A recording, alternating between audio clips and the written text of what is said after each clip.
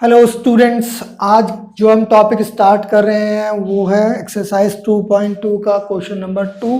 Last video के अंदर हमने क्वेश्चन नंबर 1 के ऑलमोस्ट सारे क्वेश्चंस डील किए थे, जिसके अंदर मैंने आपको साफ साफ बोला था कि ये क्वेश्चन मैंने किए हैं, आप लोगों ने नहीं किए हैं। जब आप लोगों से बनने लग जाएं तब समझना कि आपको कॉन्सेप्ट समझ में आ गया है। आज के क्लास में भी यहाँ पर अभी मैं कुछ क्वेश्चंस करने वाला हूँ, विद कॉन्सेप्ट आपको ये समझाने वाला हूँ कि क्वेश्चंस को किस तरीके से डील किया जाएगा। इसके बाद वो क्वेश्चन समझने के बाद कुछ क्वेश्चंस आपको खुद लगाने हैं और पूरी एक्सरसाइज के सारे क्वेश्चन दोबारा से खुद करने हैं। जब आपसे क्वेश्चंस बनने लग जाएंगे तब समझिएगा कि एक्सरसाइज आपको पूरे तौर पर समझ में आ गई है। पहले मैं कॉन्सेप्ट की बात कर रहा हूँ, क्वेश्चन थोड़ी देर में स्टार्ट करूँगा। जस्ट कॉन्सेप्ट को थोड़ा सा इलेबोरेट कर देता हूँ। कॉन्सेप्ट ये कह रहा है कि अगर हमारे पास कोई पॉलिनोमियल क्वाड्रेटिक पॉलिनोमियल दिया हुआ है ax square plus bx plus c, तो इस ax square plus bx plus c के दो जीरोज एग्जिस्ट करेंगे। लेट कर लेते हैं अल्फा एंड बीटा क्या हैं, इसके दो जीरोज हैं। और हमने इसके बीच में एक रिलेशन पढ़ा था कि जो सम ऑफ जीरोज होता है यानी अल्फा इन प्लस बीटा होता है वो माइनस बी बाई ए होता है, और प्रोडक्ट ऑफ जीरोज यानी कि alpha into beta c by a होता है। ये थोड़ी सी बात है जो हमें समझनी है और जो अप्लाई करनी है। जो गिवन क्वेश्चन है उसने सम और प्रोडक्ट दे दिए हैं, यानी कि अल्फा प्लस बीटा और अल्फा इंटू बीटा की वैल्यू दे दी है। हमें क्या निकालना है, हमें कंपेयर करके बी और ए और सी की वैल्यू को फाइंड आउट करना है। ये तो क्वेश्चन वो है जो बुक में दिया है, लेकिन एनसीईआरटी कभी कभी सम ना देके, प्रोडक्ट ना देके सिर्फ और सिर्फ अल्फा बीटा दे देता है। सीबीएसई के एग्जाम में अभी हाल ही फिलहाल में एक बच्चे के प्री बोर्ड के अंदर यहाँ पर अल्फा और बीटा की वैल्यू दी हुई थी, तो सबसे पहले हमें अल्फा और बीटा को प्लस करके निकालना था और अल्फा इंटू बीटा को मल्टीप्लाई करके निकालना था। देन उसके बाद ए बी और सी की वैल्यू फाइंड आउट करनी थी। ए और बी और सी की वैल्यू कैसे फाइंड आउट करते हैं, इसको हम गिवन क्वेश्चन की हेल्प से समझने की कोशिश करते हैं। देखो गिवन दे दिया है इसने, हम सबसे पहले लेट कर लेते हैं क्योंकि इसने क्या क्या दिया हुआ है, गिवन। चलो पहले गिवन लिख लेते हैं। इसने क्या दे दिया, sum of zeros. Sum of zeros क्या दे दिया जी इसने, sum of zeros 1/4 and product of zeros. ये दो चीज़ें इसने दे दी हैं। जब ये दो चीज़ें दे दी हैं तो अब मैं इसके आगे सॉल्व करूँगा माइनस का 1। सबसे पहले तो मैं इसको लेट कर लेता हूँ। क्या लेट कर लेता हूँ, मैं लेट कर लेता हूँ let quadratic polynomial, quadratic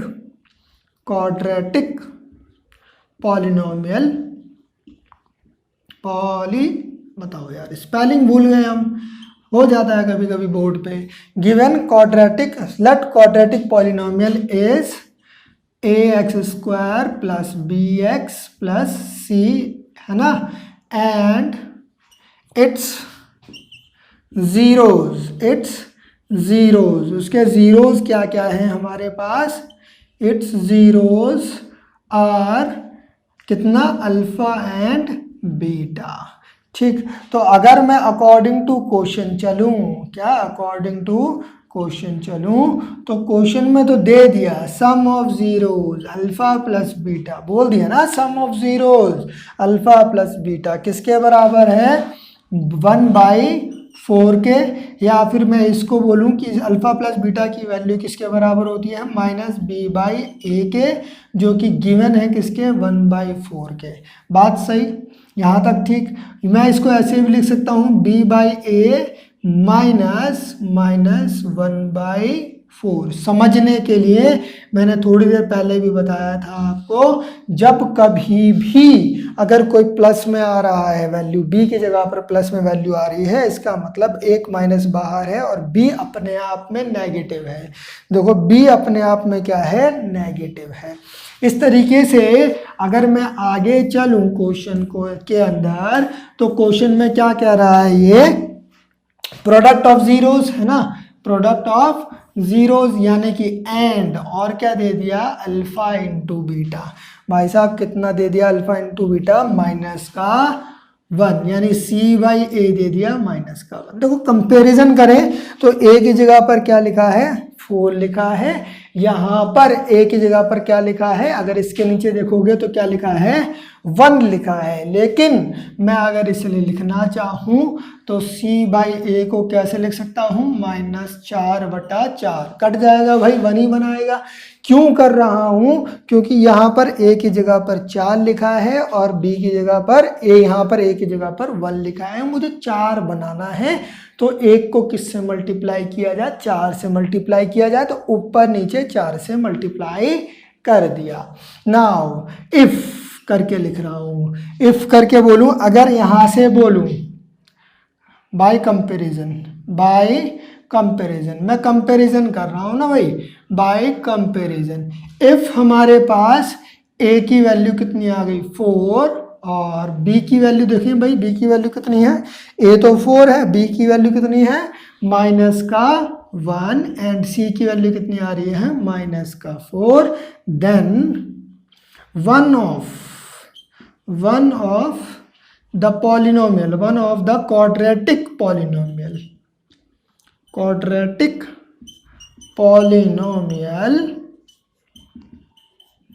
having sum of zeros, या फिर इतना लिखने की जरूरत नहीं है, one of the quadratic polynomial is, नहीं लिख देते हैं, ज़्यादा बेटर रहेगा, कंफ्यूजन हो जाती है ना वरना। वन ऑफ द पॉलिनोमियल है तो कौन सा है, one of the quadratic polynomial having sum of zeros, कितना दिया हुआ है भाई, 1/4, एंड प्रोडक्ट ऑफ जीरोस कितना दिया हुआ है जी, -1 इज।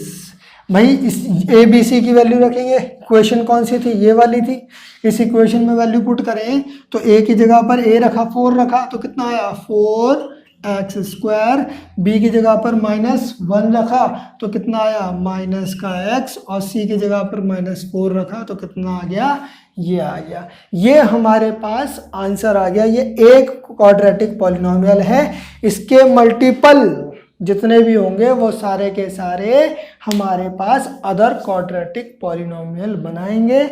हमसे एक पूछा था तो हमने एक बताया है। कुछ स्कूल्स में दूसरी अप्रोच यूज़ करते हैं, वो आर डी शर्मा में पढ़ाई गई अप्रोच का इस्तेमाल करते हैं। आर डी शर्मा की अप्रोच जस्ट मैं इलेबोरेट कर रहा हूँ, एनसीईआरटी ने ये वाली अप्रोच यूज़ कराई है, इसीलिए मैंने ये वाली अप्रोच पे ज़्यादा स्ट्रेस दिया है। अदरवाइज अगर कुछ स्कूलों में सेकंड अप्रोच यूज़ कर रहे हो तो हम वो भी यूज़ कर सकते हैं। सेकंड अप्रोच देखो, अगर मैं सेकंड अप्रोच की बात करूं, सेकंड मेथड की बात करूं, तो सेकंड मेथड के अंदर क्या बोल दिया, जो क्वाड्रेटिक पॉलिनोमियल है ना उसके लिए बोलता है ये क्या होता है, x² minus sum of zeros into x plus product of zeros. ये मेरी इक्वेशन बन जाती है। कुछ प्राइवेट स्कूल्स में ये वाली अप्रोच को फॉलो कराया गया है। अगर आपके स्कूल में ये वाली अप्रोच, मैं ऊपर लिख देता हूँ, यहाँ पे शायद दिख नहीं रही है, मैं इधर लिख देता हूँ इसको। क्या कह रहा है, x² माइनस का alpha plus beta x plus alpha into beta, ये मेरे पास क्वाड्रेटिक पॉलिनोमियल बन जाता है। यानी कि जब मेरे पास ये वाली वैल्यू आई थी तो मैं सीधा इसकी वैल्यू यहाँ पर पुट कर सकता था, ये वाली भी ये वाली भी। ठीक। लेकिन एनसीईआरटी ने इस अप्रोच को स्ट्रेस दिया है, इसीलिए इस अप्रोच को मैंने एम्फेसाइज किया है। इसके अलावा बाकी क्वेश्चंस हम सिमिलर अप्रोच से सॉल्व करने की कोशिश करेंगे। जिन बच्चों को समझ में आ गया है वो इसको खुद करेंगे, जिनको नहीं समझ में आया है वो यहाँ पर वीडियो के अंदर फिर से समझने की कोशिश करेंगे कि आखिरकार हम इक्वेशन को कैसे सॉल्व कर रहे हैं। नहीं, बोलता बहुत हूँ मैं, बट कोई बात नहीं, मैनेज तो करना पड़ेगा ना आपको। चले कोई बात नहीं। सम ऑफ जीरोस कितना दिया हुआ है जी, √2 दिया हुआ है, और प्रोडक्ट कितना दिया हुआ है, 1/3 दिया हुआ है। तो अगर मैं सम ऑफ जीरोस की बात कर रहा हूं तो ये कितना दे दिया, √2, और प्रोडक्ट ऑफ जीरोस कितना दे दिया, 1/3। नोट करने वाली बात मेरे दोस्त ये है, सॉरी 1/2, ये कितना दिया, √2 दिया। नोट करने वाली बात मेरे दोस्त ये है कि यहाँ पर a बैठा हुआ है जिसके सामने 3 है, यहाँ पर a बैठा हुआ है जिसके सामने 1 है। तो मेरे को यहाँ पर 3 चाहिए, तो मैं ऊपर नीचे 3 से मल्टीप्लाई करूँगा। अब कोई मल्टीप्लाई करते समय √2 को मल्टीप्लाई करते समय, √2 को 3 से मल्टीप्लाई करते समय √6 ना लिख देना, गलत हो जाएगा। जब कभी भी √2 मल्टीप्लाई करेगा 3 से तो रूट के आगे बैठा हुआ 1 इससे मल्टीप्लाई करेगा तो ये 3√2 बनाएगा। नहीं तो मैं ऊपर नीचे क्या कर देता हूँ, इससे मल्टीप्लाई कर देता हूँ तो ये 3√2 बन जाता है।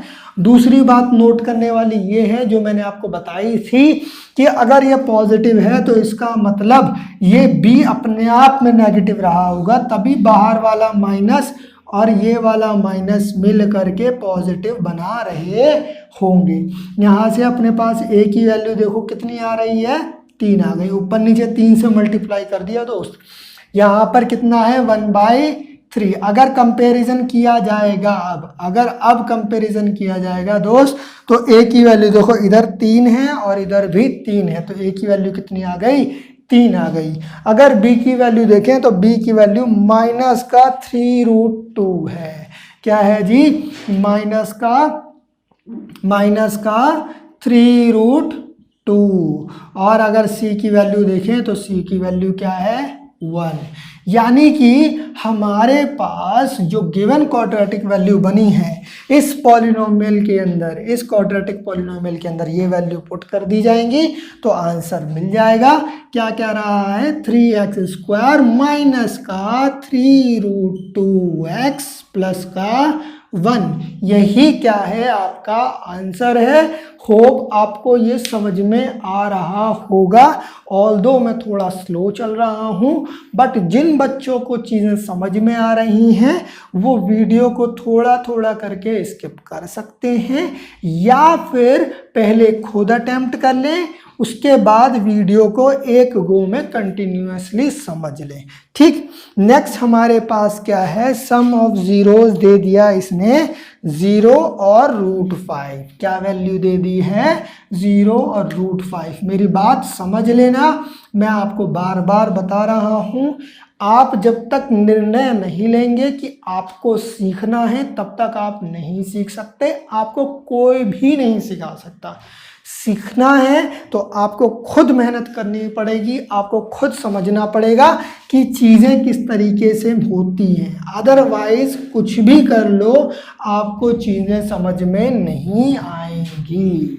देखेंगे नाउ हम इसके अंदर सेम अप्रोच जैसे हमने पहले करी थी वही करने वाले हैं और क्वेश्चन को सॉल्व करने वाले हैं। अच्छा, यहाँ पे पीछे वाली वीडियोस में यहाँ पे जीरोस और ये लिखना रह गया है, इसको आप ऐड कर देना, है ना। नाउ अगर मैं इसकी बात करता हूँ, सम ऑफ जीरोस जी कितना दिया है, 0 अपॉन में अभी हमें नहीं पता क्या लिखना है। प्रोडक्ट ऑफ जीरोस कितना दिया है, √5।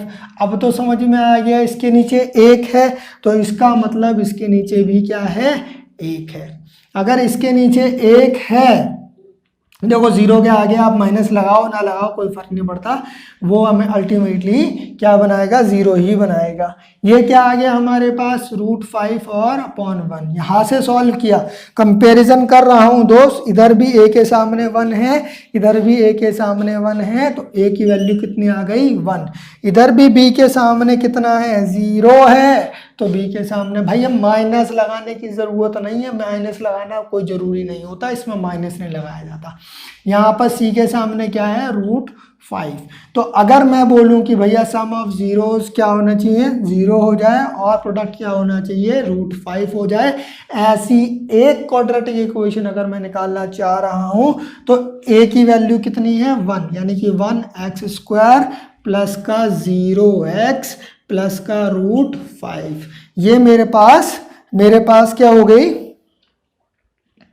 ये मेरे पास इसका आंसर आ गया। नहीं चलेंगे, कंफ्यूजन हो रही है थोड़ी सी, एक बार इसको वेरीफाई कर लेते हैं आंसर को। सही है बिल्कुल सही है, गलत कैसे हो जाएगा भाई, कोई बात नहीं, बोर्ड पे लिखते समय कभी कभी कंफ्यूजन हो जाती है। ठीक है, इतना आ गया भाई, सही बात है। ये क्वेश्चन खत्म। नेक्स्ट, हाँ भाई मैं तो थक गया हूँ, सही बताऊँ तो बोल गया, बट ये है कि हाँ अब देख लो क्वेश्चन अगला वाला तुम खुद ट्राई करो, उससे अगला वाला खुद ट्राई करो, सारे आसान हैं यार, कोई मुश्किल नहीं है, बहुत आसान क्वेश्चन है। फिर भी मैं एक करा रहा हूँ, 2 क्वेश्चन आपके जिम्मे हैं, आपको करने हैं। क्वेश्चन नंबर 4, क्वेश्चन नंबर 5 आपको खुद करना है। क्वेश्चन नंबर मैं करा रहा हूँ 6, कौन सा करा रहा हूँ 6। क्वेश्चन नंबर 6 में देखेंगे सम ऑफ जीरोस क्या दिया हुआ है और उसको मैं कैसे डील कर रहा हूँ। बहुत आसान है, मुश्किल नहीं है, सारे ही क्वेश्चन बच्चे वाले दिए हुए हैं। आपको कुछ क्वेश्चंस में RD शर्मा से जब हम कुछ एक्स्ट्रा क्लास कराएंगे प्रैक्टिस के लिए, तो उसके अंदर में RD शर्मा के कुछ क्वेश्चंस जो अच्छे क्वेश्चंस हैं, जो प्राइवेट स्कूल वाले या जब CBSE टफ पेपर बनाता है तब पूछता है, उनकी वीडियोस बनाकर मैं इंशाल्लाह डाल दूंगा।